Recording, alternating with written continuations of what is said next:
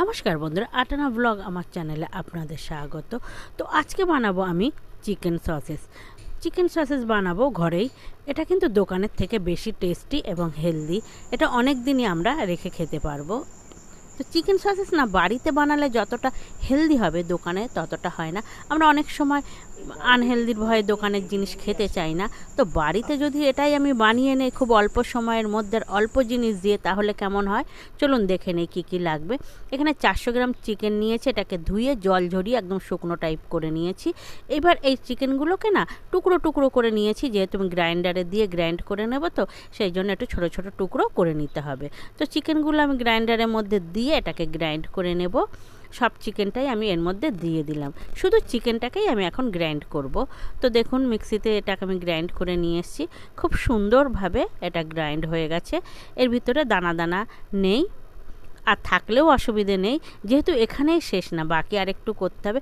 এখানে পরিমাণ মতন আমি লবণ দিয়েছি 1 চামচ চিলি ফ্লেক্স দিচ্ছি, এখানে ছোট 2 চামচ গোলমরিচের গুঁড়ো দিচ্ছি, হাফ চামচের একটু বেশি আদা রসুন বাটা, 2 চামচ কর্নফ্লাওয়ার দিচ্ছি, এখানে 2 চামচ ময়দা দিয়ে এর মধ্যে একটা ডিম ভেঙে দিচ্ছি আমি। তো এইবারে এই মিশ্রণটাকে না আর একবার গ্রাইন্ড করে নিয়ে আসবো, সেটা খুব ভালোভাবে হয়ে যাবে। আর গ্রাইন্ড করার সময় না একটু খুলে বারবার নাড়িয়ে নেবেন, আর আস্তে আস্তে করবেন, কেননা এটা খুব আঠালো টাইপের, তো একটু সময় লাগে। ভয় পাওয়ার কিছু নেই, তো আস্তে আস্তে করলেই হবে। দেখুন খুব সুন্দর একটা পেস্ট তৈরি হয়ে গেছে, খুব স্মুথ হয়ে গেছে। এটা দিয়েই এবার আমি সসেস বানাবো। তো প্রথমে আমি এটাকে একটা বোলের মধ্যে ট্রান্সফার করে নিচ্ছি মিক্সির জারের থেকে। সব চিকেনটাই আমি নিয়ে এসেছি। এবার হাতে না একটু তেল মাখিয়ে নিতে হবে, তাও না হলে কিন্তু হাতে আটকে যাবে।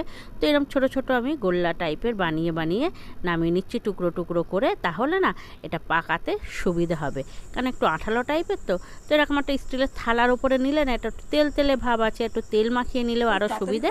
নিয়ে এটাকে না এইভাবে নাড়িয়ে পাকিয়ে নিলে খুব তাড়াতাড়ি খুব সুন্দরভাবে হয়ে যাবে। আপনারা চপিং বোর্ডের উপরে নিয়েও করে নিতে পারবেন, কোনো অসুবিধা নেই। একটু তেল তেল টাইপের জিনিসের ওপরেই করতে হবে, তাহলে গাটা না খুব মসৃণ হবে।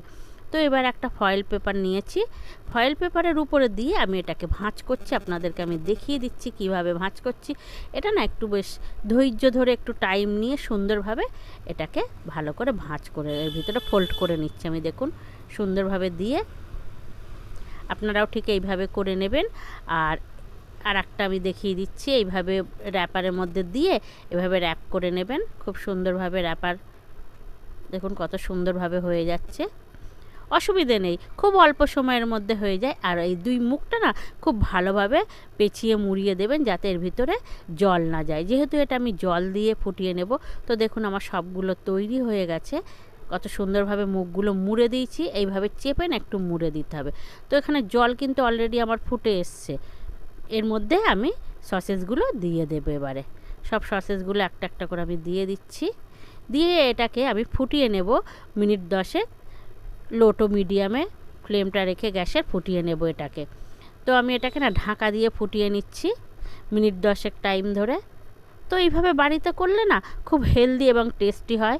তো আপনারা চাইলে বাড়িতে এইভাবে করে নিতে পারেন, খুব অল্প সময়ের মধ্যে এটা হয়ে যায়। দেখুন কত সুন্দর হয়ে গেছে, সবগুলো ফুলেও একটা টাইট হয়ে গেছে র্যাপারটা। আপনারা দেখলে বুঝতে পারছেন যে পুরোপুরি সসেসটা তৈরি হয়ে গেছে। তো এবার এই সসেসটাকে আমি দেখাচ্ছি, দেখুন কত সুন্দর শক্ত হয়ে গেছে।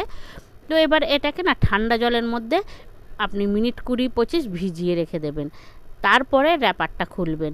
তো আমি এটাকে ভিজিয়ে রেখে দিচ্ছি ঠান্ডা জলে বেশ কিছুক্ষণ ধরে। এবারে একটা প্লেটের উপরে আমি এইগুলো খুলে আপনাদেরকে আমি একটা দেখিয়ে দিচ্ছি আমার সসেসটা কেমন হয়েছে।